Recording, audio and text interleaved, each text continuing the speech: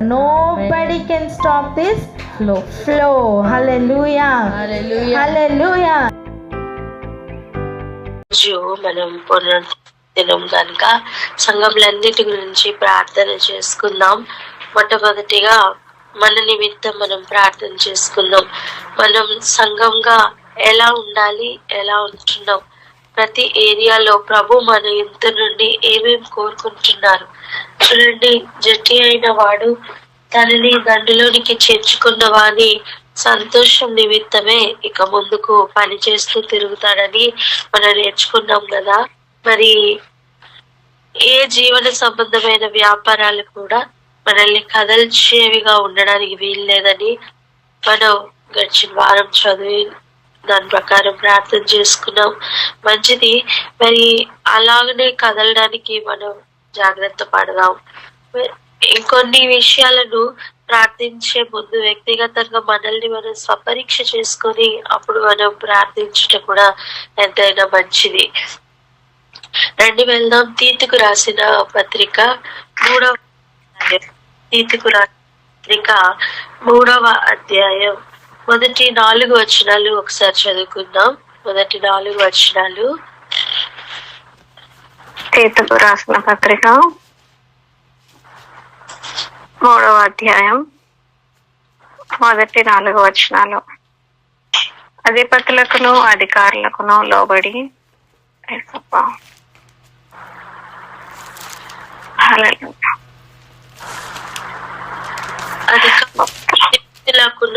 అధికారులకును లోబడి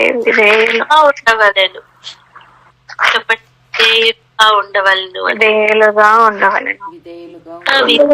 ఉండాలి.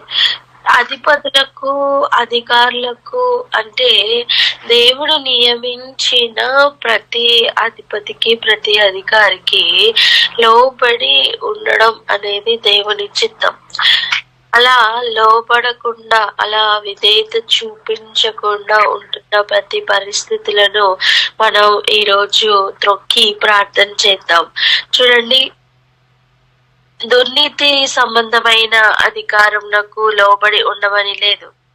దుర్నీతి సంబంధమైన అధిపతులకు లోబడి సమస్తము జాగ్రత్తగా చేయమని లేదు.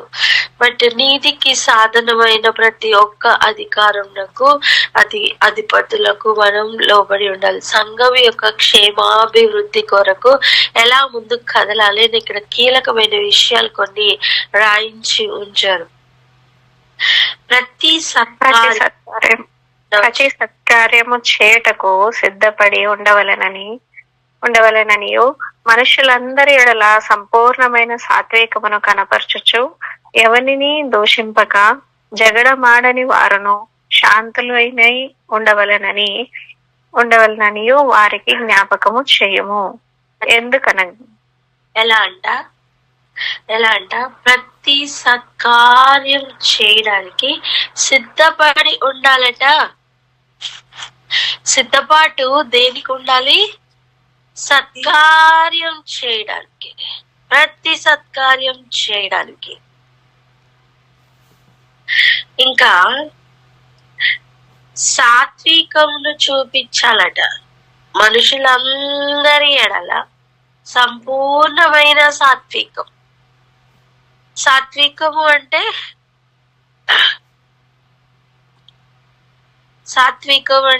అది ఎందులో కనపరుస్తారండి? ముఖ్యంగా సాత్వికం ఎందులో కనిపిస్తుంది? ఏ క్రియలో ముఖ్యంగా కనిపిస్తుంది సాత్వికం?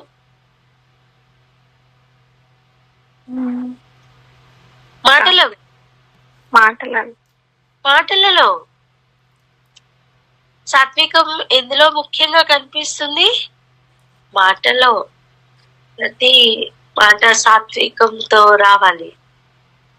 ఎవరిని దూషింపక, ఎవరిని ఏం చేయొద్దట? దూషించవద్దు. ఇవి మానుకొని జాగ్రత్తగా ఎదగమని ఉండమని సూచిస్తున్నారు. ఎవరిని దూషించద్దు.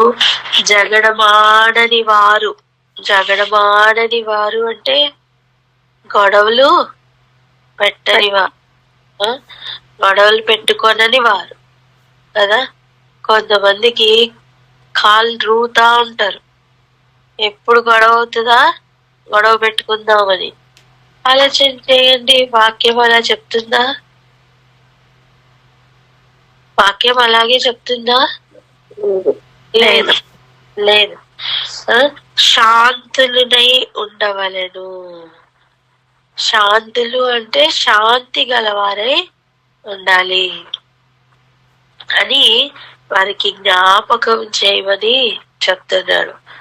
అక్కడ ఉన్న సంఘము పరిస్థితుల గురించి రాయించి ఉండొచ్చు, కానీ ఈ రోజు సంఘాల నిమిత్తం కూడా మనం ఇదే ప్రార్థన చేద్దాం.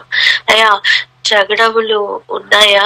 జగడములు చేయని వారిగా అక్కడ ప్రజలందరూ కూడా ఉండాలి అని ప్రార్థన చేద్దాం. ఇటు ప్రార్థన మనం చేయాలి అంటే మొదట మనలో జగడములు ఉండకూడదు. ప్రార్థన చేద్దామా? ఎవరైనా ప్రార్థన అందుకోండి.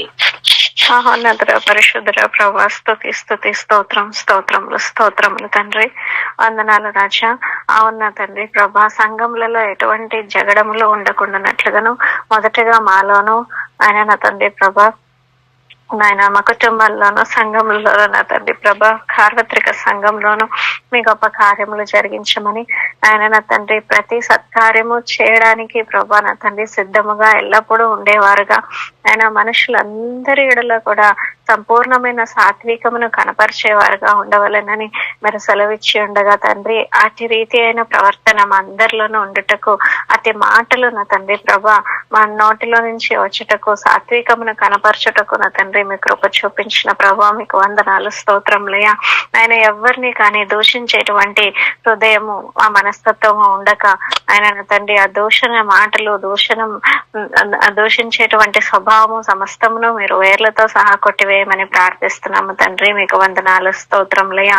ఆయన ఎక్కడ జగడము పుట్టకుండా నా తండ్రి ప్రభా శాంతులనై ఉండవలనని వాక్యం సెలవిచ్చుండగా అది వారికి జ్ఞాపకము చేయము అని చెప్పి ఉండగా ప్రభా నా తండ్రి సంఘం అంతయు కూడా నా తండ్రి ఆయన జగడములు ఉండకుండా శాంతులనే ఉండుటకు నాయన నా తండ్రి దినమున నా తండ్రి ప్రభా ప్రతి బిడ్డను కూడి వస్తున్న ప్రతి బిడ్డను సంఘంలోకి వెళ్తున్న ప్రతి ఏరియాలోనూ నా తండ్రి ప్రభా మీ నెమ్మదిని, శాంతిని, సమాధానంను విస్తరింప చేయమని యేసునామంలో ప్రార్థించి పొంది ఉన్నాము తండ్రి. ఆమేన్.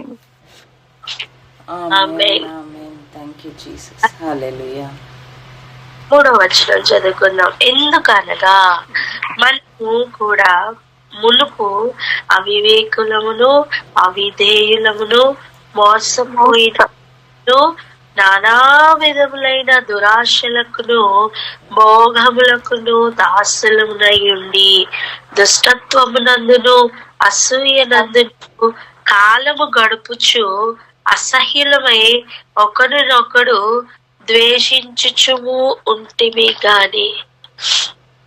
ఇది పూర్వపు స్వభావం. పూర్వపు స్వభావం అంటే నవీన స్వభావంలో ఖచ్చితంగా అన్ని ఆపోజిట్ లో ఉండాలి కదా. పూర్వపు స్వభావం ఎలా ఉండిందట, మనము కూడా ఎలా ఉండినామట చూడండి. అవివేకులం అంటే వివేకం లేకుండా, గ్రహింపు లేకుండా కదిలిన అజ్ఞాన కాలం ఉండింది. ఏది నిజంగా జరుగుతుందో మనకి తెలియదు, కానీ వివేకం లేకుండా మాట్లాడేస్తూ ఉంటాం. మనం అనుకున్నదే నీతి అని మనమే కరెక్ట్ అనుకొని వివేకం లేకుండా ఏది పడితే అది మనం మాట్లాడిన కాలం పూర్వపు కాలం. అవిధేయులముగా ఎలా ఉండేవాళ్ళం? విధేయత చూపించని వారిగా, విధేయత లేని వారిగా, ఎప్పుడు విధేయత లేకుండా ఎదిరిస్తూ చెప్పిన మాట ఏది వినకుండా పూర్వపు కాలం ఉండిన ఒక కాలం, ఒక అనుభవం ఉండింది.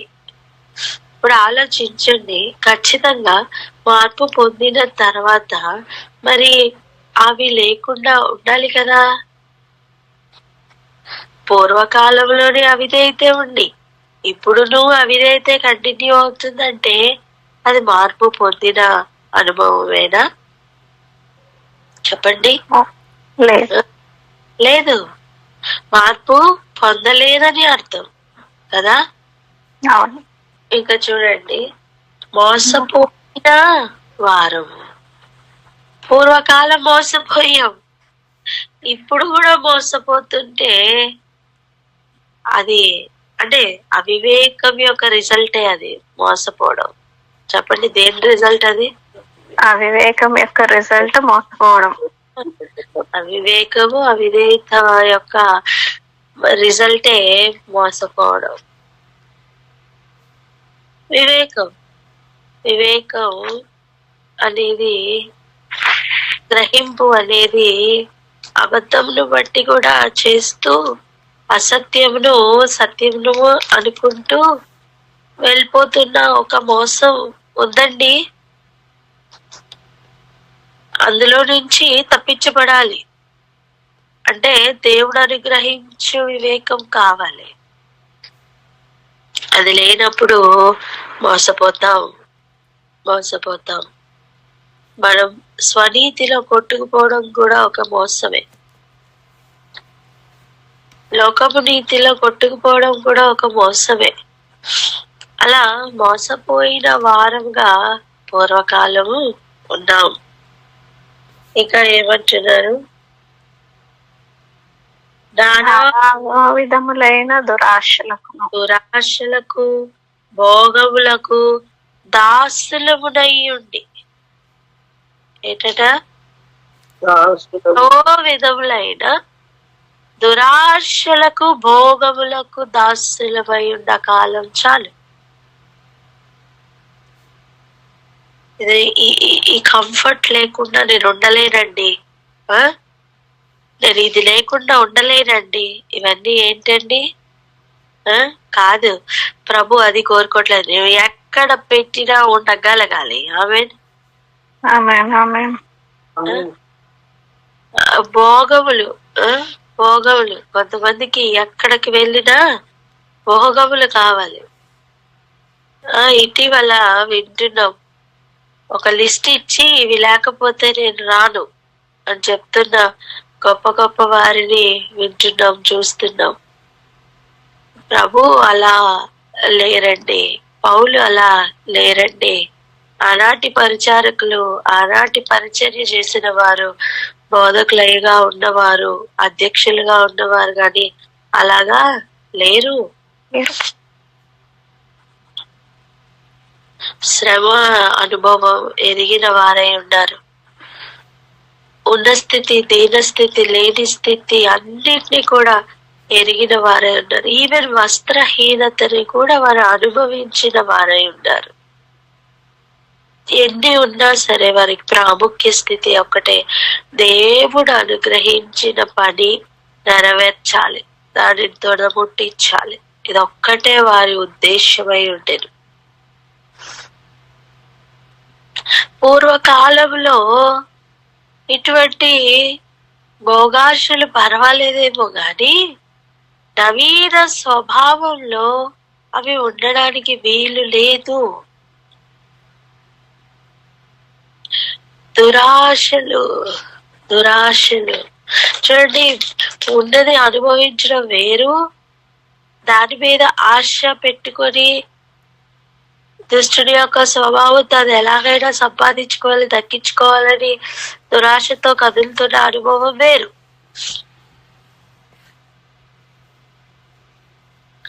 దుష్టత్వం నందును అసూయ నందును కాలము గడుపుచు. దుష్టత్వం అంటే దుష్టుని యొక్క తత్వం,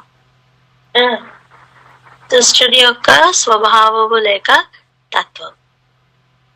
దుష్టత్వంలోను అసూయలలోను కాలం గడిపేస్తూ, అంటే టైం పాస్ చేసేస్తూ. ఒకరి మీద అసూయ ఉందంటే ఎంతకాలం కొట్టుకుపోద్దు తెలుసా? ఆలోచించండి.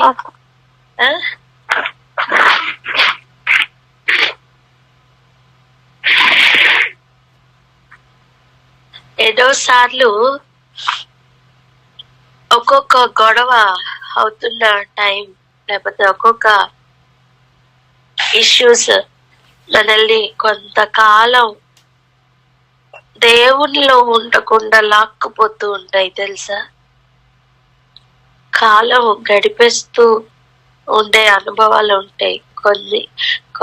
కొన్ని మన మన సమయమును మింగేస్తూ ఉంటాయి అంటాను నేను. ఒకరి మీద అసూయ వచ్చింది అనుకోండి, కొన్ని రోజులు కొన్ని దినాలు అసూయ ఉన్నంత వరకు ఆ సమయం అంతా తినేస్తుందండి ఆ అసూయ. అలాగే కొన్ని గొడవలు ఆ టైంని తినేస్తాయి. కొన్ని అనవసరమైన వాదనలు హృదయాల్ని కబళించేస్తూ ఉంటాయి. ఇవన్నీ కూడా అనవసరమైన విచారాలే. ఇవన్నీ ఏంటండి? అనవసరమైన విచారాలు. అనవసరమైన విచారాలే. అసూయ దేనికి పనికి వస్తుంది? దేవుని నీతి నెరవేర్చడానికి అయితే ఏ కొసాన పనికిరాదు అది.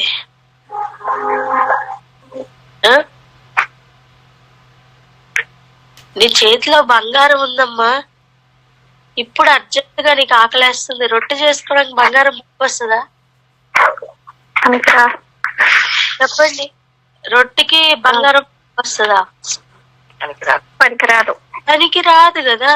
అలాగే అసూయ మన దృష్టిలో బంగారం అనేది కావచ్చు, కానీ ప్రస్తుతం అది పనికిరాదు. వింటున్నారా? పూర్వపు దశలో మనకు అవే గొప్ప విషయాలు. ఎవరైనా నలుగురు కలిసారంటే ఆ విషయాలే మాట్లాడుకుంటూ ఉంటారు. అదండి అప్పుడు అలా జరిగిందండి, ఇప్పుడు ఇలా జరిగింది, అలా ఇలా అని వాటి గురించే మాట్లాడుకుంటారు. అంటే ఒకసారి ఆలోచించేంటి, నీకు అంత అమూల్యమైనవా ఆ గొడవలు? నీకు అంత అమూల్యంగా మారిపోయా? నువ్వు పొందుకున్న ప్రత్యక్షతల గురించి మాట్లాడచ్చు కదా. హృదయం నిండిన దాన్ని బట్టే కదా నోరు మాట్లాడుతుంది.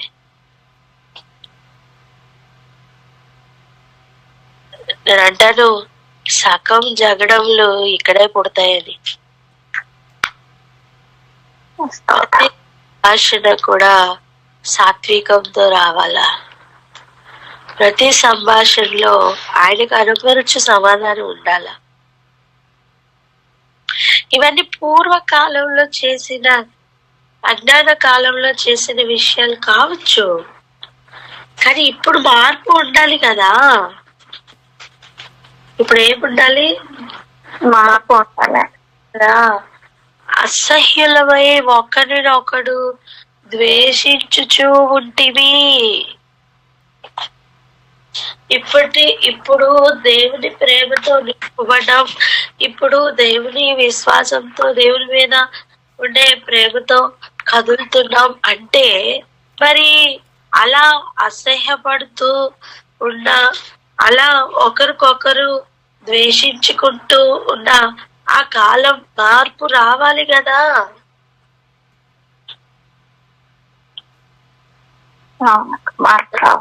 మార్పు రావాలి. లోకంలో తిరిగినంత కాలం ఉన్న అదే మనస్తత్వం ఇంకా కంటిన్యూ అవుతుంది అంటే అదొక డేంజర్ జోన్. అండి. అసూయలు, కలహాలు ఇవన్నీ కూడా లేకుండా మనం సిద్ధపడాలి, మనం గడపాలి. చూడండి, ఒక వ్యక్తి మార్పు పొందని ఒక కాలం ఉంటే ఆ రెండింటికి కూడా వ్యత్యాసం చూపించడానికి, ఆ రెండింటినీ కూడా వ్యత్యాసంగానే గడపడానికి దేవుడు ప్రతి ఒక్కరికి కూడా ఆయుష్కాలాన్ని పొడిగిస్తూ ఉన్నారు. అందుకే దానిని నిరూపించుకుందాం. ప్రభు ఇచ్చిన కాలంలో వ్యర్థం చేసుకోవద్దు. అలా టైం పాస్ చేసేస్తూ కాలాన్ని గడిపేస్తూ ఉన్న అట్టి అజ్ఞాన స్థితి ఇంకా చాలు. మార్పు పొందిన వారమై కదులుదామా? ప్రార్థన అందుకోండి. ఇదిగో పాత స్వభావంలో ఈ సంగతులన్నీ ఉన్నాయేమో, కానీ నవీన స్వభావంలో ఈ సంగతులను విడిచిపెట్టు వారిగా ఉండాలని, అటువంటి అనుభవమే ఇప్పుడు ప్రజెంట్ కలిగి ఉండాలని ప్రార్థన చేద్దామా? ప్రార్థన అందుకోండి.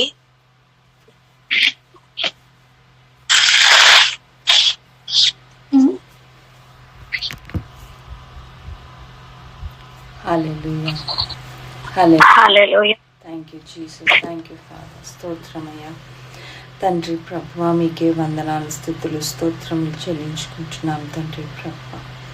నా తండ్రి ప్రభువా యేసయ్యా, నా తండ్రి ప్రభువా, మీరు నా తండ్రి మాకు ఎన్నో విషయాలు నేర్పిస్తున్నందుకు స్తోత్రం.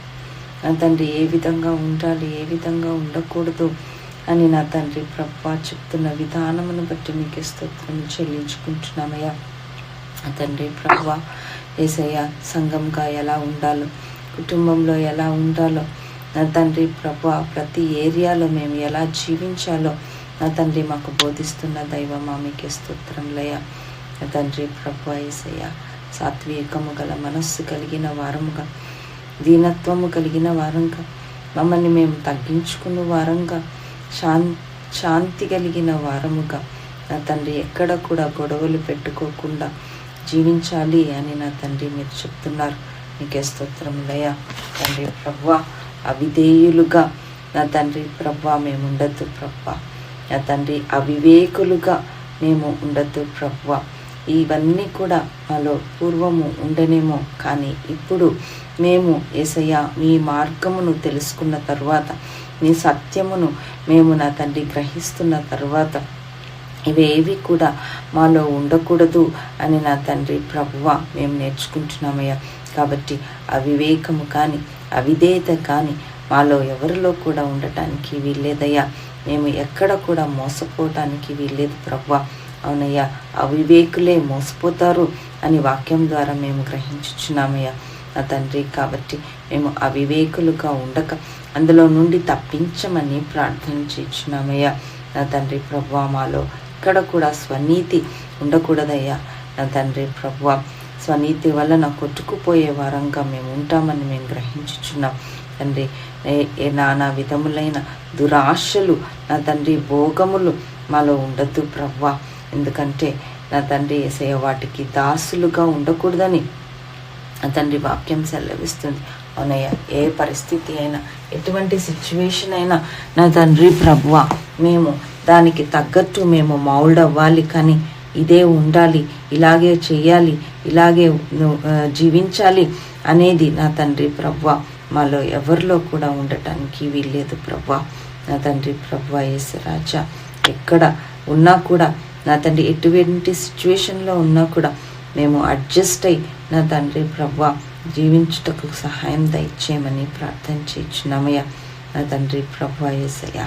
నా తండ్రి ప్రభువా, ఆనాడు పౌలు గారేమి, అపోస్తులు అందరూ ఏమి నా తండ్రి ప్రభువా, గొప్ప గొప్ప దైవజనులు అందరూ కూడా నా తండ్రి ప్రభువా వారు ఎంతో హీన స్థితిని నా తండ్రి కలిగిన వారుగా ఉన్నారు తండ్రి. ఎక్కడ కూడా వారు నా తండ్రి భోగములకు అలవాటు పడువారుగా లేరు, దురాశలు కలిగిన వారుగా లేరు తండ్రి. వారు మీ చిత్తమును, మీ ఉద్దేశమును బట్టి వారు ముందుకు వెళ్ళినట్టుగా మేము చూస్తున్నామయ్యా. ఆ విధంగా మేము కూడా నా తండ్రి ప్రభువా మీ చిత్తమును గ్రహించిన వారమే నా తండ్రి ప్రభువా యేసయ్య. మీరు నడిచిన మార్గంలో మేము నడుచు వారంగా మేము ఉండాలి. మమ్మల్ని ఎల్లప్పుడూ కూడా మేము తగ్గించుకుంటూ ఆ సాత్వికమైన మనస్సు కలిగిన వారముగా, ఎక్కడ కూడా దుష్టత్వము మాలో ఉండకుండా జాగ్రత్త పడుతూ, అసూయలు మాలో ఉండకుండా జాగ్రత్త పడుతూ మేము ముందుకు వెళ్ళాలి ప్రభువా. నా తండ్రి ప్రభువా, మేము ఎవరిని ద్వేషించు వారంగా ఉండొద్దు, ఎవరిని అసహించుకుని వారంగా ఉండొద్దు నా తండ్రి ప్రభువా. నా తండ్రి ఈ అసహించుకోవటాన్ని బట్టి, ద్వేషించటం బట్టి నా తండ్రి మేము టైం వేస్ట్ చేసుకోవద్దు ప్రభువా. నా తండ్రి ప్రభువా, సత్యమును గ్రహించిన వారముగా, సత్యవాక్యమును ప్రకటించువారుగా నా తండ్రి ప్రభువా మేము ఉండాలి. కానీ అనేక మందిని మీ సన్నిధికి నడిపించేవారుగా ఉండాలి. కానీ అనవసరమైన నా తండ్రి ప్రభువా దేశములు, కలహములు కలిగి నా తండ్రి వాటి యందు నా తండ్రి మేము టైం వేస్ట్ చేసుకోకుండా జాగ్రత్త పడుతూ, వాక్యము ఏమి చెప్తుందో నా తండ్రి ప్రభువా వింటూ, గ్రహిస్తూ, వాక్యానుసారంగా నా తండ్రి ప్రభువా నా తండ్రి మేమందరము కూడా నా తండ్రి యేసయ్య జీవించడానికి కృప చూపించండి. సంఘంలో ప్రతి బిడ్డ కూడా అలా జీవించడానికి సహాయం దయచేయండి. ప్రతి కుటుంబంలో ప్రతి బిడ్డ నా తండ్రి ప్రభువా జీవించడానికి సహాయం దయచేయండి. మార్పు అనేది నా తండ్రి ప్రభువా మాలో నుండి నా తండ్రి జరగాలి ప్రభువా. అటువంటి రిఫైన్మెంట్, అటువంటి ఎడిఫికేషన్, అటువంటి శాంటిఫికేషన్ నా తండ్రి ప్రభువా మీరే మా అందరిలో జరిగిస్తున్నందుకు మీకే వందనాలు, స్తుతులు, స్తోత్రములు చెల్లించుకుంటున్నాం ప్రభువా. చిన్ని ప్రార్థన యేసయ్య అతి పరిశుద్ధ నామంలో అడిగి బ్రతిమాలి వేడుకుంటున్నాం తండ్రి. Amen, amen. Thank you Jesus. Hallelujah. స్తోత్రం.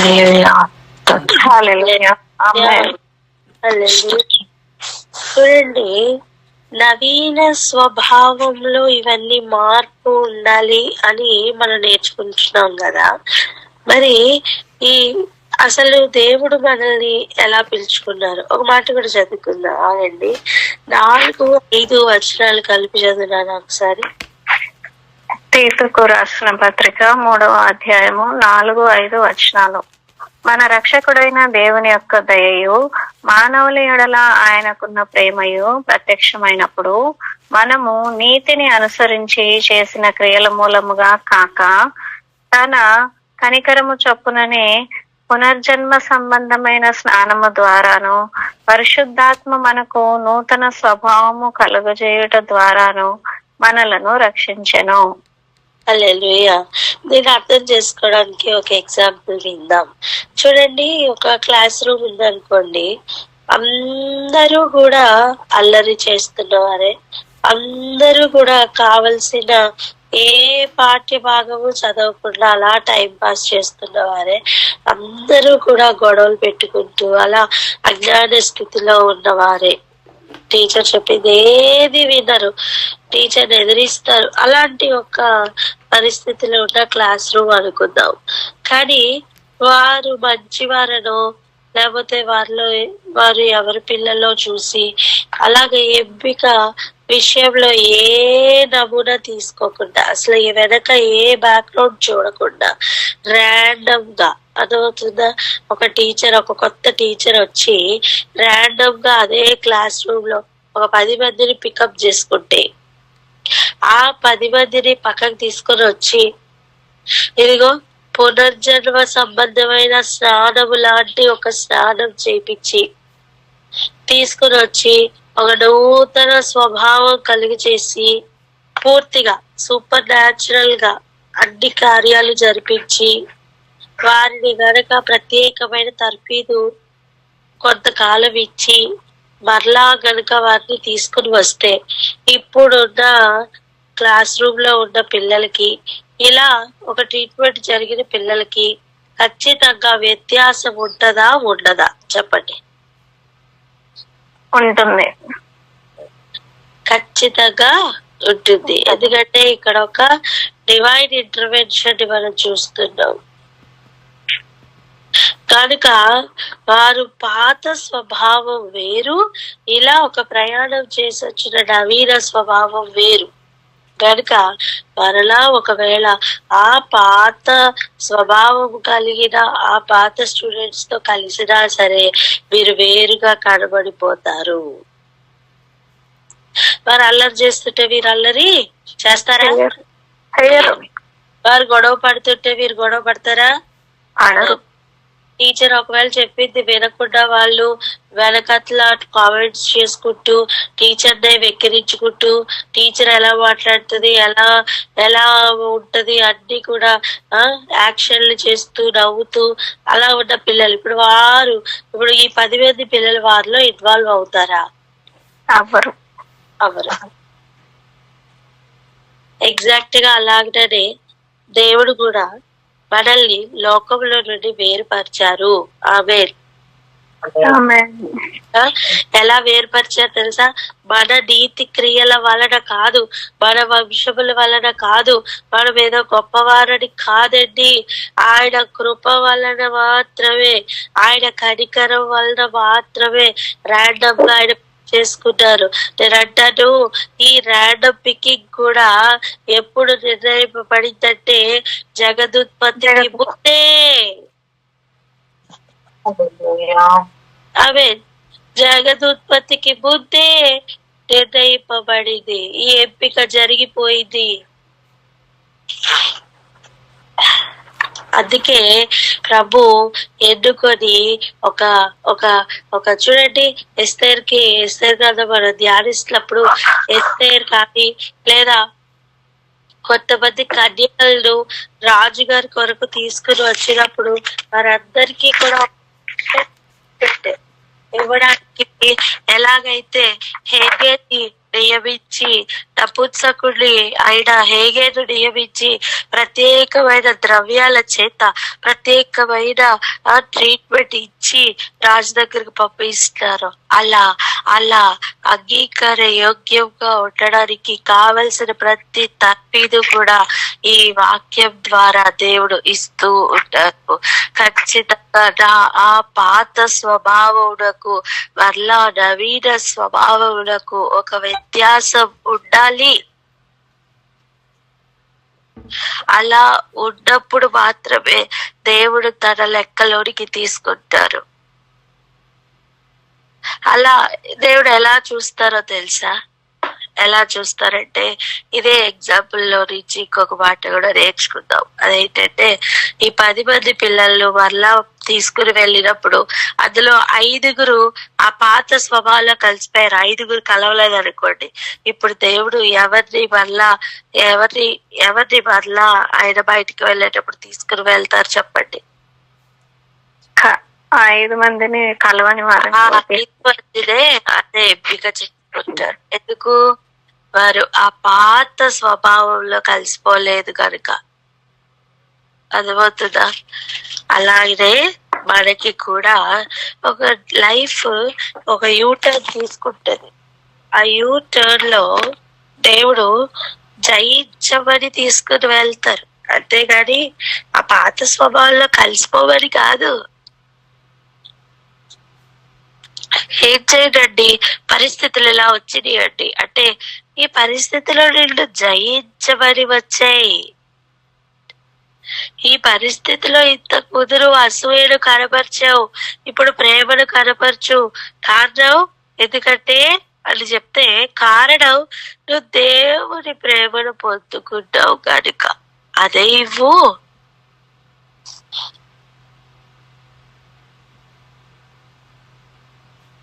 పాత స్వభావం వేరు, నవీన స్వభావం వేరు అని చూపించడానికి, నిరూపించడానికి దేవుడు మన చుట్టూ అనేక పరిస్థితులను అనుమతిస్తూ ఉంటారు.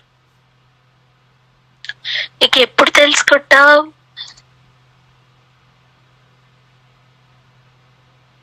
అజ్ఞాన దశలోనూ ఉన్న అదే స్వభావం ఇప్పుడు కూడా కంటిన్యూ అవుతుంటే మార్పు పొంది ఏ ప్రయోజనం చెప్పండి? ఏ ప్రయోజనం అని?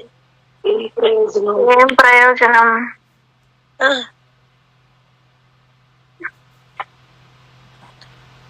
అందుకే ఆయనట మన క్రియల మూలముగా ఏమి ఎంపిక చేసుకోలేదట. కేవలం ఆయన కనికరం ద్వారా మాత్రమే ఆయన పునర్జన్మ సంబంధమైన స్నానం చేపించారట. పరిశుద్ధాత్మ మనకు నూతన స్వభావం కలుగు చేయుట అనేది జరిగిందట. దాని ద్వారానే వాళ్ళు రక్షించారట. స్తోత్రం.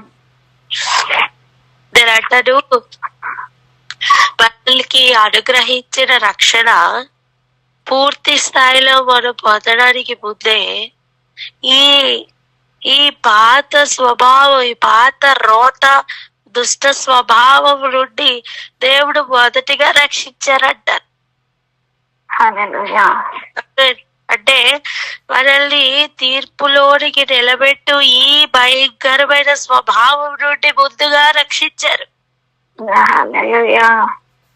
అండ్ పొందబోతున్న రక్షణలో ఉన్న ఆ మహదానందము కొరకు నిల్వ చేయడానికి ప్రజెంట్ ఉన్న అజ్ఞాన స్థితిని జ్ఞానమునకు మారుస్తూ ఇంకా రక్షణలో నడిపిస్తూ ఉన్నారు. అందుకే మీ సొంత రక్షణను కాపాడుకోనండి అని పదే పదే చెప్తున్నారు. ఆలోచన చేద్దాం, ప్రార్థన చేద్దాం. మనం మారకుండా ఏమని ప్రార్థన చేస్తామండి? ఏమని ప్రార్థన చేస్తాం? అందుకే మొదటిగా మనలో మార్పు రావాలని ప్రార్థన చేద్దాం. తర్వాత సార్వత్రిక సంఘం గురించి ప్రార్థన చేద్దాం. అయ్యా, పాత స్వభావమునకు నవీన స్వభావమునకు ఖచ్చితంగా తేడా ఉండాలి అని ప్రార్థన చేద్దాం. ఎప్పుడైతే ఈ పాత స్వభావం మనం సంఘం బయట విడిచిపెడతామో లోపలికి వచ్చిన తర్వాత, అంటే సంఘం లోపలికి వచ్చిన తర్వాత ఇక ప్రభు ఉద్దేశమే, ప్రభు చిత్తమే అక్కడ పూర్తిగా నెరవేర్చబడుతూ ఉంటుంది. లేకపోతే లోకంలో ఉన్న అదే స్వభావంతో మనము పాడవుతాం, మన చుట్టూ ఉన్న వాటిని పాడు చేస్తూ ఉంటాం. అన్ని విషయాల్లో మార్పు కలిగి ప్రభు ఏది కోరుకుంటున్నారో ఆ స్వభావంలో నడుద్దామా? చెప్పండి, నడుద్దామని. నువ్వేదో నీతిమంతుడు అని నీ క్రియ చొప్పున ఆయన ఎంపిక చేసుకోలేదమ్మా. కేవలం అది ఆయన కనికరం. చెప్పండి, కేవలం అది ఆయన కనికరం అని. కేవలమైన కనికరం. అనిపించచ్చు, నేనైతే ఇలా చేయట్లేదు కదా అని మన నీతి మన ముందు ప్రదర్శన చేస్తూ ఉండొచ్చు, డాన్స్ ఆడుతూ ఉంటది. దాంతో చెప్పు, ఆ డాన్స్ ఆడుతున్న నీ నీతితో చెప్పు, కేవలం ఆయన కనికరం చొప్పున నేను రక్షణ పొందానని.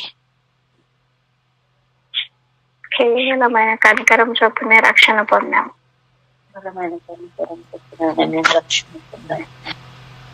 నువ్వు ఎవరితో మాట్లాడుతావో తెలుసా? ఎవరితో మాట్లాడావో తెలుసా? నీ ఎదురుగుండా ప్రదర్శన చేస్తున్న నీ నీతితో నువ్వు సొంతంగా నువ్వు మాట్లాడుతున్నావు. అర్థమైందా? మరలా అదే అవిధేయతలోనికి లాగడానికి ప్రయత్నం చేస్తున్న ప్రతి పరిస్థితితో ఈరోజు చెప్పు, ఆయన కనికరం ద్వారానే నేను రక్షించబడ్డాను అని. ఆయన కనికరం ద్వారా నేను రక్షించబడ్డాను. అప్పుడు ఏ స్వనీతికి ఉండదండి. నువ్వేదో ఒక గొప్పోడివని గొప్పదానివని తీసుకుని వస్తున్నా, ఆ చూపిస్తూ పై వెరుగులు చూపిస్తున్నా ఆ అబద్ధపు మాటలు నీ ఎదుట ఓడిపోతాయి.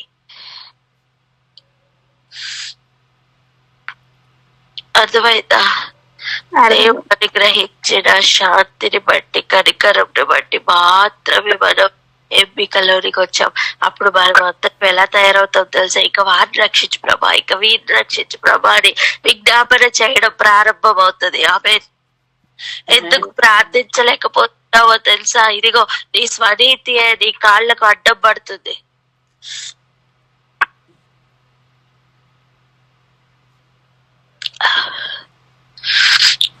దేవుడు కూడా మనల్ని అలాగనే వదిలేసి ఉంటే ఈ పాటికి ఏ అజ్ఞానంలోనో ఎక్కడో కొట్టుకొని పోయి ఉండేవాళ్ళం.